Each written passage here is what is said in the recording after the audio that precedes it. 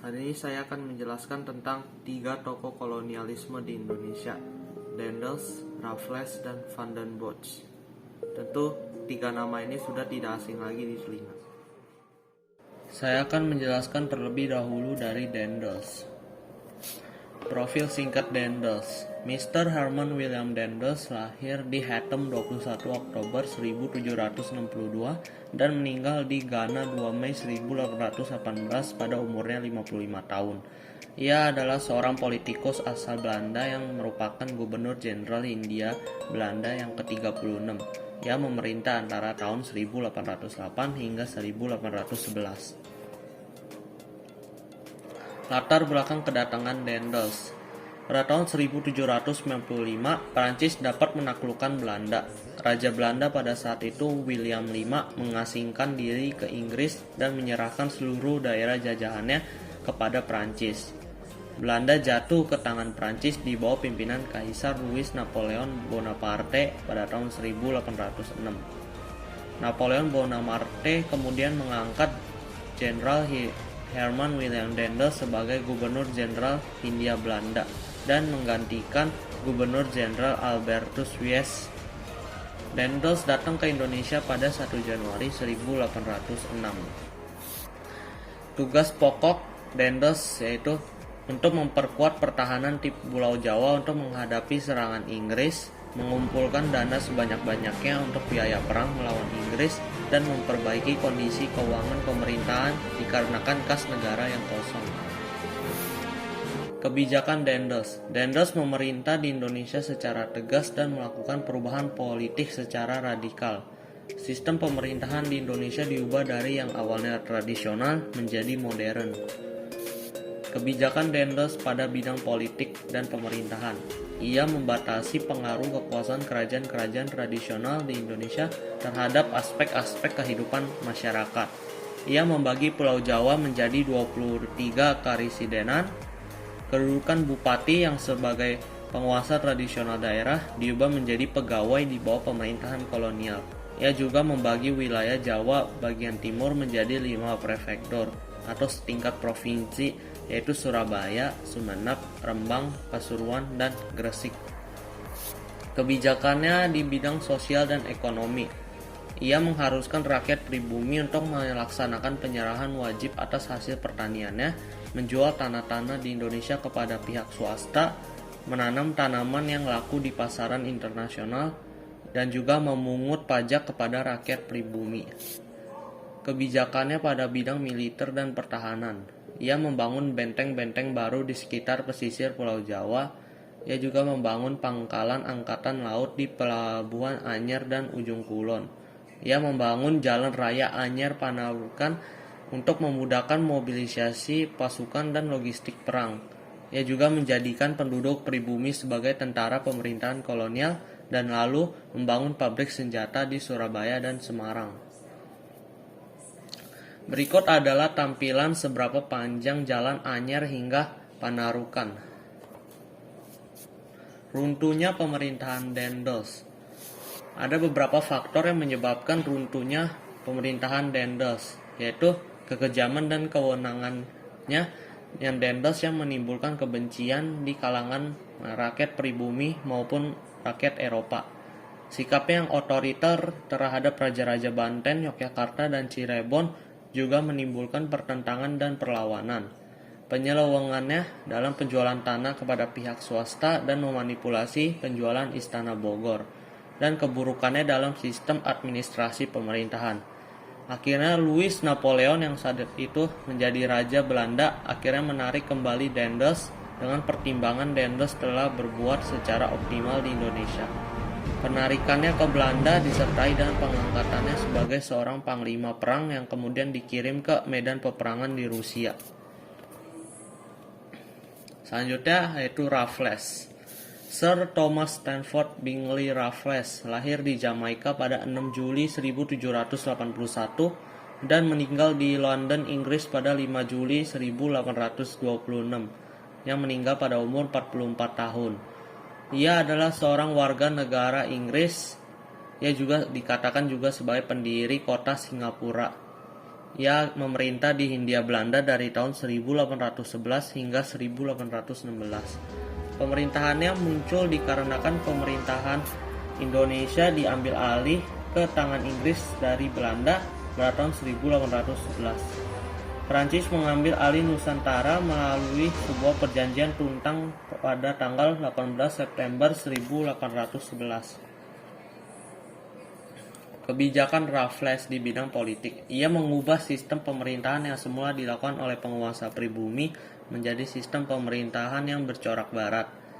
Penguasa pribumi dilepas kedudukannya yang diperoleh secara temurun-temurun dijadikan sebagai pegawai di bawah kekuasaan pemerintahan pusat. Ia juga memberlakukan politik memecah belah.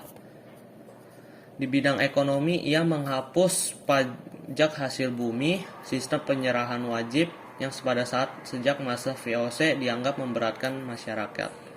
Ia menetapkan sistem sewa tanah. Lalu pemerintah juga diberikan kebebasan untuk menanam tanaman ekspor, sedangkan pemerintah yang membuat pasar untuk merangsang petani menanam tanaman yang paling menguntungkan.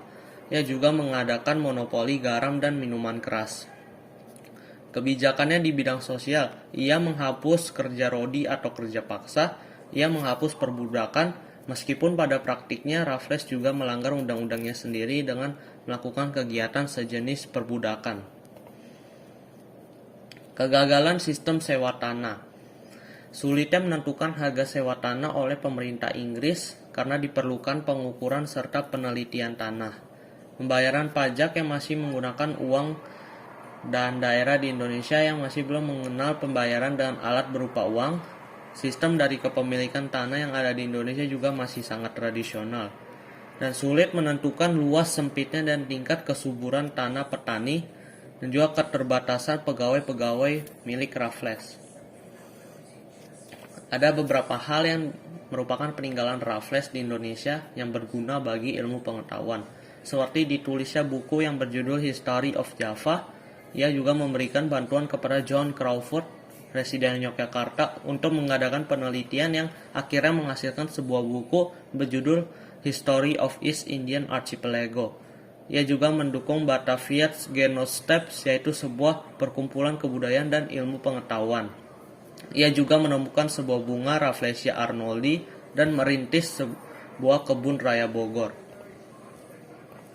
Berikut ini adalah beberapa contoh peninggalan Raffles.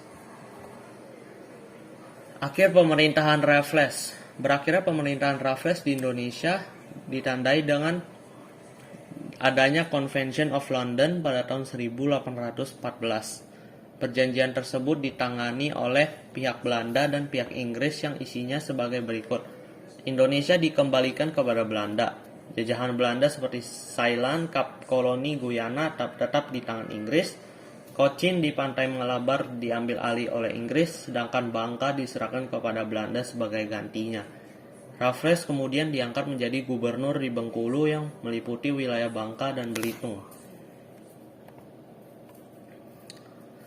Selanjutnya yaitu Van den Bosch. Johannes Gram Van den Bosch lahir di Hertwingen, Lingenwald pada 1 Februari 1780 dan meninggal di Den Haag 28 Januari 1844 pada umurnya 63 tahun. Ia adalah Gubernur Jenderal Hindia Belanda yang ke-43 yang memerintah dari tahun 1830 hingga 1834. Latar belakang pengangkatan Van den Bosch sebagai Gubernur Jenderal Hindia yaitu karena pada saat itu Belanda mengalami kesulitan keuangan sehingga Van den Bosch diangkat menjadi Gubernur Jenderal Hindia Belanda untuk mengatasi keuangan Belanda. Kebijakan Van den Bosch. Kebijakan ekonomi yang dilaksanakan oleh Van den Bosch yaitu menerapkan sistem kontingenten, menerapkan sistem Verplicht-Leverantie, dan memperluas daerah Prengelstelsel, yakni daerah berwajiban menanam tanaman kopi, dan menerapkan sistem Kulturstelsel atau sistem tanam paksa. Lalu kebijakan yang diterapkannya di bidang politik yaitu Van den Bosch membagi Pulau Jawa menjadi 9 pemerintahan, menyelesaikan masalah keuangan di Indonesia dengan mengeluarkan uang kertas dan meningkatkan berbagai usaha dalam pemasukan uang dari Hindia Belanda untuk mengisi kas Belanda. Berikut ini adalah contoh kebijakan milik Van den Bosch. Penyeluangan sistem tanam paksa. Tanah yang harus diserahkan kepada rakyat melebihi ketentuan. Tanah yang ditanami tanaman wajib tetap terkena pajak. Rakyat yang tidak punya tanah garapan harus bekerja di pabrik atau perkebunan milik kolonial selama lebih dari 66 hari. Kelebihan hasil tanam dari jumlah pajak tidak akan dikembalikan. Kemudian kerugian akibat gagal panen juga harus ditanggung oleh petani. Kritik-kritik yang dilancarkan kepada Van den Bosch akhirnya didengar oleh kerajaan Belanda. Hal ini juga yang menyebabkan berakhirnya pemerintahan Van den Bosch dikarenakan terjadinya pemberontakan di mana-mana. Sistem tanam paksa akhirnya juga dihapus pada tahun 1870 melalui UU Agraria tahun 1870 dan diganti dengan kebijakan baru yang lebih ramah. Sekian penjelasan saya tentang 3 tokoh kolonial di Indonesia. Semoga penjelasan saya ini bisa menambah wawasan tentang sejarah Indonesia dan dapat berguna di kemudian hari.